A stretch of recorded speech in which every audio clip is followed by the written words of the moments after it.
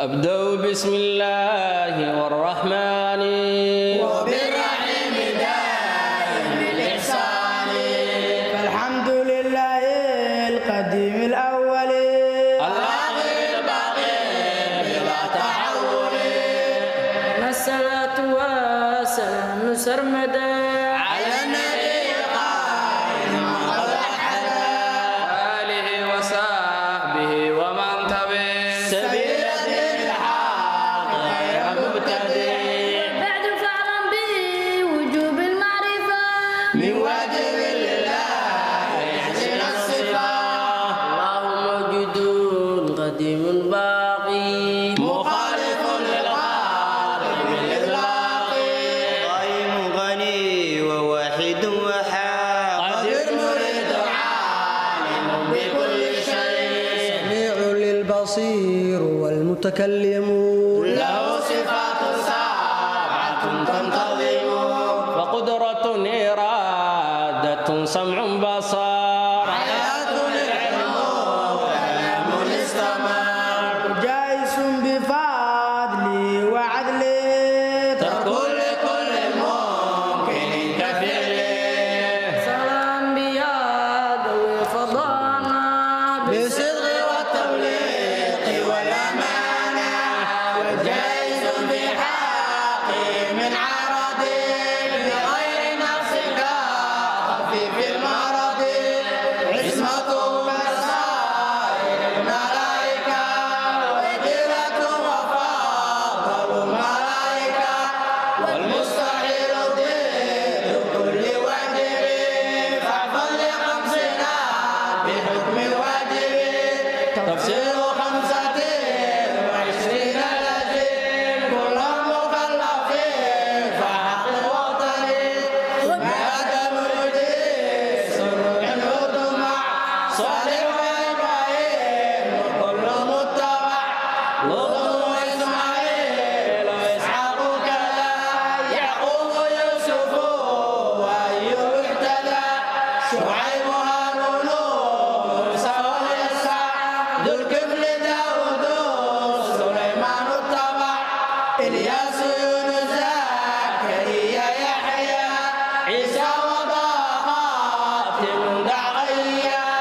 عليه الصلاة والسلام وآله ما دامت الأيام.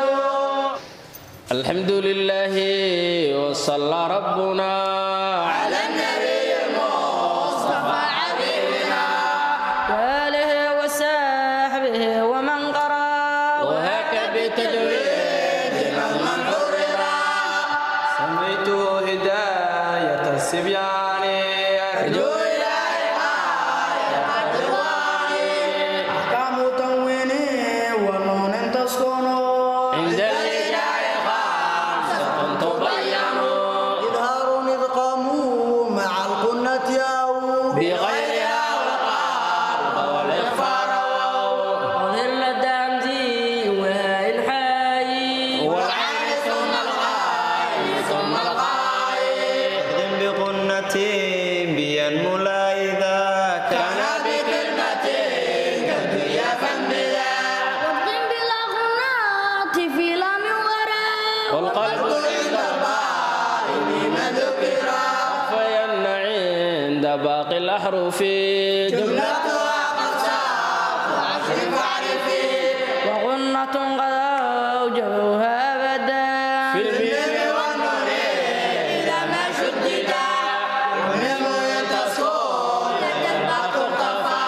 نحو القسم بالله كما شرفا. وضعم مع الغنات عند مثلها. وذر لدى باقي الحروف كلها. واحرص على الإظهار عند الفاء. والواو بعد الداء هي الإخفاء. إظهار كل ساكن قد وجب. في مثله كقوله إجابة. وقس على ذا سوى واو تلي. ضما ويا بعد كسر يجتلي. من نحو في يوم لياء نظر. والواو من نحو اسمر وصابر. تعالى wax ilaahay looga mahadiyo waxa ah buucadan oo kareete ee mubaarakada ah loogu talagalay maadaama dadkii qaarkood ayagu sidooda ay diinta islaamka u soo aadi diideen qayb xataa akhlaaqdoodii ay wanaajin diideen waxaan ilaahay uga mahadinaynaa in ilaahay uu ku ilhaamiyey mashaayikhda gobolkood in ay furaan daartan liya daarul macrifa madarasadan ee daarul macrifa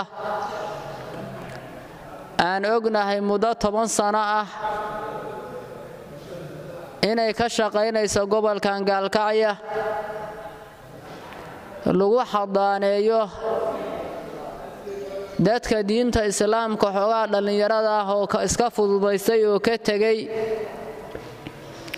diinta ku dhaqankeedii iska fududaysteen ayna joogaan oo markasta dadka ay ku barahayaan ay ku wacdinahayaan mashaayikhda gobolkeed ee meesha tan waxbarayaasha ka ah waxaan leenahay ilaahay subxaanahu wa tacaala haynku ayido waa runtii waxaad haysaan wax badan oo annaga naga fikaday maxaa yeelay anigu waxaan ka mid ahay mucallimiinta qur'aanka kariimka ee gobolkan Gaalkacyo 3 meelood laba ardadiina meesha ka baxday waxaa keenay cunugii horu iskaga dhaqaajinayaa banoonigiisa iyo cayaartiisa ayuu iska doonanayaa haddaan marka meeshaan oo kaleeto loo heli lahayn hadda waxa imaan lahay jiil kastaaba jiilka kale inuu raaco midda kale uu dabagalo waxaan marka iskula dardaarmaynaa bulshaweynta dhammaanteed inay ka faa'iideystaan ilmahan iska wareegaya oo habeenkii magaalada iska dhex wareegaya inay anshaxdaan sida daarul macrifa kale iyo meelaha loogu talagalay ilmahooda ay geystaan maxaa yeelay cunugu ilaahay buu rumaysan yahay subxaanahu wa tacaala diinta islaamkana iimaan buu u leeyahay wuu ku camal falayaa haddii xoogaa uu loo tacbiidiyo oo xoogaa cunugu uu arko inuusan suu doono iska yeelayna amarka looga koreeyo waxaan ognahay dad badan ayaa meesha tan ilaahay sabab ugu noqday inay minaa ku hanuunaan oo markii xoogaa ciyaal faroojadiiyo wixii ay la ciyaarayeen laga reebay iska fiicnaaday oo dad diinta islaamka xambaaran noqday waxaan leenahay marka ha laga faa'iideysto qof kastaana ilmihiisa dadaal ha u maro ilaahay subxaanahu wa tacaala cilmigan qofkii barto oo ku camal fala nolol kafaa'a ayuu u ballan qaaday cilmigu asaga wax hormariya madarasadana magaceeda ayaa ilaahay u aqbalay baan oran karnaa wuxuu yidhi nin shaaciri asagoo cilmiga ka hadlaya falowla alcilmu maa sacidat rijaalun walaa curifa alxalaalu wala alxaraamu haddaan cilmiga ilaahay uusan jiri lahayn dadku ma kala sala mareen oo qayb fiicanba lama heleen xalaal iyo xaaraamna lama kala barteen wuxuu yidhi nin kaloo shaaciri asagoo asna cilmiga ka hadlaya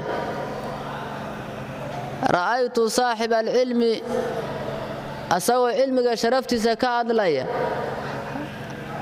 ayuu wuxuu yidhi ra'aytu alcilma saaxibuhu kariimun walow waladathu aabaa'un li'aamun bi waxaan arkahayaabuu qofka saaxibulcilmiga ah inuu wanaagsan yahay oo qof wanaagsan oo fiican uu yahay walow waladathu aabaa'un li'aamun bi haba dhaleen aabbayaal xunxun oo ayagu waxba magaca aan lahayn ha dhaleen laakiin qofku hadduu mar cilmi leeyahay asaga ayaa iska soo ifbaxahaya magaciisa ayaa kor iska aadaya marka waxaan isku dardaarmaynaa ikhwaanay in laga faa'iideysto tarbiyatul awlaad in la tarbiyeeyo ayaan isku dardaarmaynaa